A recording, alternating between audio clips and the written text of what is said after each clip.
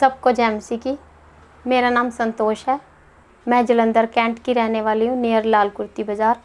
और मैं अपनी लाइफ की सबसे बड़ी गवाही देने जा रही हूँ। मेरी मैरिज को 17 साल हो गए हैं। सन 2000 में मेरी मैरिज हुई। 7 साल पहले हमारी मैरिज में हम बहुत अच्छे चल रहे थे, बहुत खुश थे अपनी लाइफ में।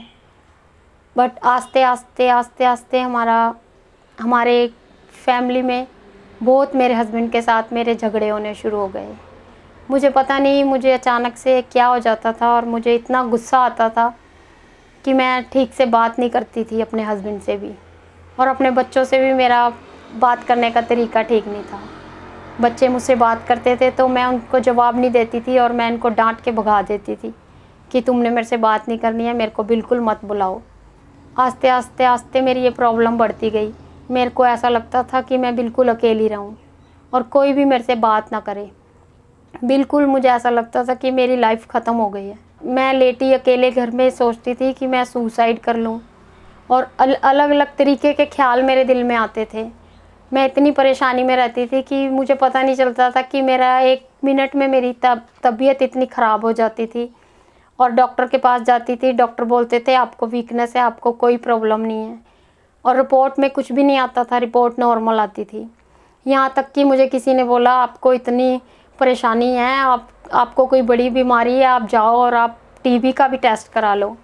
यहाँ तक कि मैंने टीबी का भी टेस्ट करवाया, उसमें मेरे को कोई भी टीबी नहीं आई, कोई प्रॉब्लम नहीं आई। हर बार सेम ऐसे ही होता था। मैं डॉक्टर के पास जाती थी, डॉक्टर मेरे को रिपोर्ट देते थे, कहते थे आपकी रिपोर्ट नॉर्मल है, आपको कोई प्रॉब्लम नहीं है। ऐसे ऐसे करते करते मेरी प्रॉब्लम बढ़ती गई।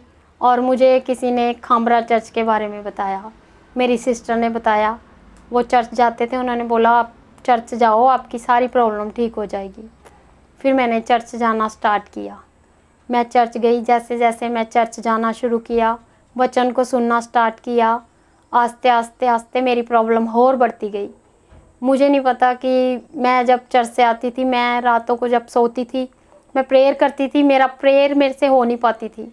मुझे ऐसे लगता था कि कोई मेरे पीछे खड़ा हुआ है और कोई मेरे मुंह पे थप्पड़ मारने लगा है। मैं सोती थी, मुझे रात को नींद नहीं आती थी।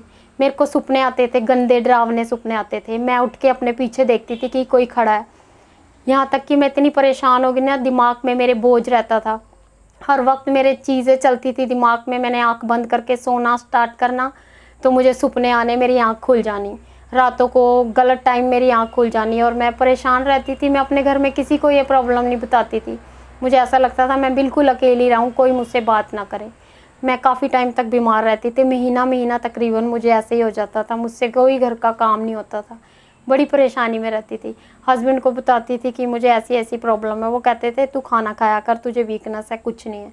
मगर मुझे पता है मैं उस टाइम कैसा फील करती थी। मुझे ऐसा लगता था मैं अकेली नहीं हूँ, मेरे अंदर कुछ है। मुझे महसूस होता था कि कोई चीज़ मुझे परेशान कर रही है, कुछ है। आस्ते आस्ते मैं प्रार्थना में बढ़ती रही। चर्च जाना स्टार्ट किया और मैं वचन को सुनती रही।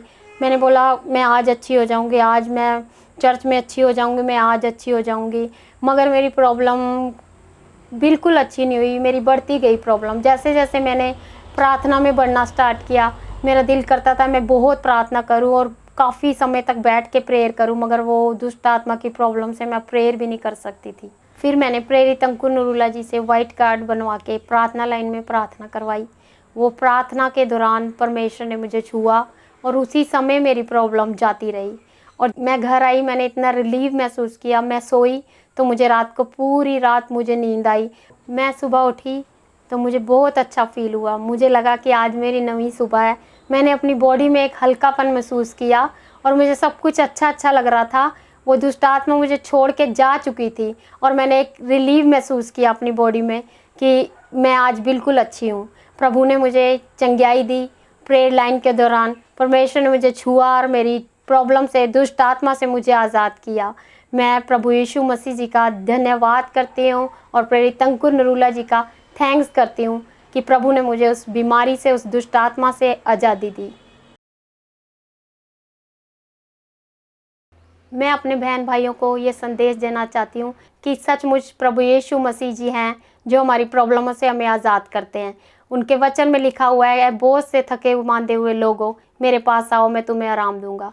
सचमुच उस समय मैं बोझ के नीचे थी और मैं जैसे ही परमेश्वर यीशु मसीह जी के पास गई, उन्होंने मुझे आराम दिया। मैं अपने बहन भाइयों को ये संदेश देना चाहती हूँ कि जो भी प्रॉब्लम में है, प्रभु यीशु मसीह जी के पास आए। वो चंगा करने की ताकत को रखते हैं, जैसे उन्होंने मुझे आज चंगाई दी है। मैं प्रभु यीशु मसीह जी का थैंक्स करती हूँ। सबको जय मसीह।